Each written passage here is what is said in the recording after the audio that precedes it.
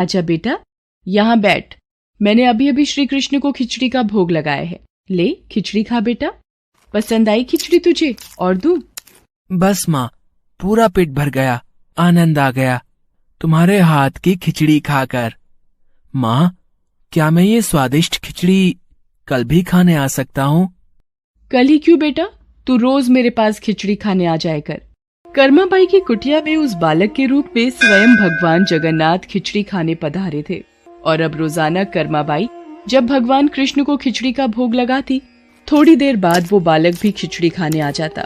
एक दिन कर्माबाई, भगवान को बिना स्नान किए भोग लगाना अच्छी बात नहीं। तुम रोजाना सुबह पहले स्नान आदि क्रियाएं करके विधि विधान से पूजा करके ही भगवान कृष्ण का भोग बनाया करो। ठीक है बाबा, अब मैं स्नान करके ही प्रभु का भोग बनाया करूंगी। साधु की बात मानकर कर्माबाई अगले दिन से स्नान करके पूजा के पश्चात भोग तैयार करती। इस कार्य में उन्हें बहुत देर हो जाती थी, पर वो बालक तो अपने समय पर ही खिचड़ी खाने आ जाता था। माँ, खिचड़ी दो ना, जल्दी दो, मुझे बहुत भूख लगी है माँ। थोड़ी देर रुक बेटा, अभी देती हूँ।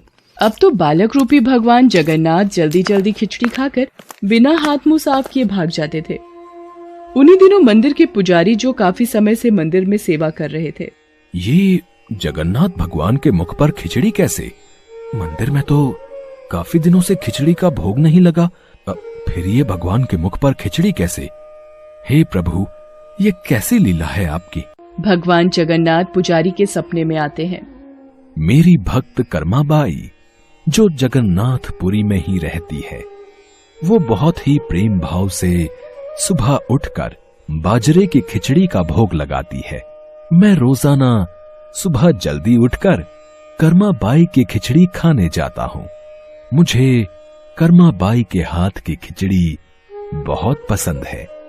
पर एक साधु ने उसके पास आकर सुबह स्नान और पूजा के बाद विधि विधान से भोग लगाने का बोल दिया है। अब कर्माबाई स्नान और पूजा के बाद भोग लगाकर मुझे खिचड़ी देती हैं। इन सब कार्यों में बहुत देर लग जाती है। मुझे बहुत तेज भूख लगती है। भक्तगण मेरा इंतजार कर रहे होते हैं, इसलिए जल्दी जल्दी खिचड़ी खाकर मैं बिना मुंह हाथ धोए वापस लौट आता हूँ। भगवान जगन्नाथ की अद्भुत बातों को स्वप्न में सुनकर पुरोहित जी हर जगह उस साधु की खोज करवाते हैं और उसे बुलाकर सारी बात बताते हैं। साधु घबरा जाता है और कर्माबाई के पास जाता है। कर्माबाई, तुम श्री कृष्ण भगवान की परम प्रिय भक्त हो।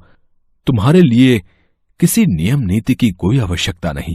तुम अपने अनूठे प्रेम से जिस प्रकार सुबह जल्दी उठकर भोजन बनाती थीं, वैसे ही बनाकर भगवान का भोग लगाया करो।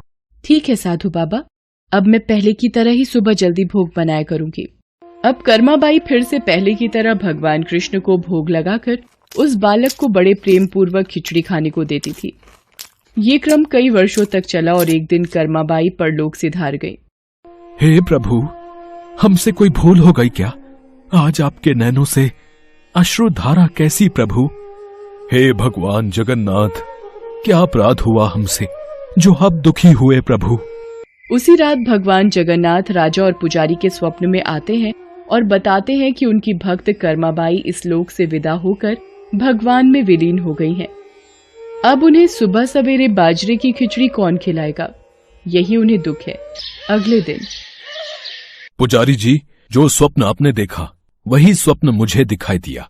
भगवान जगन्नाथ की प्रिय भक्त कर्माबाई अब इस लोक से विदा हो गई है। मैं चाहता हूँ आज से हर सुबह भगवान जगन्नाथ को कर्माबाई के नाम से बनाई बाजरे की खिचड़ी का भोग लगा करेगा, जिससे भगवान को कर्माबाई की कमी न महसूस हो। जी महाराज, अब से ऐसा ही होगा। उस दिन के बाद से कहते हैं कि भगवान जगन्नाथ को हर सुबह बाजरे की खिचड़ी का भोग लगाया जाता है। कर्माबाई के नाम की बाजरे की खिचड़ी के भोग से आज भी इस प्रथा को निभाया जा रहा है।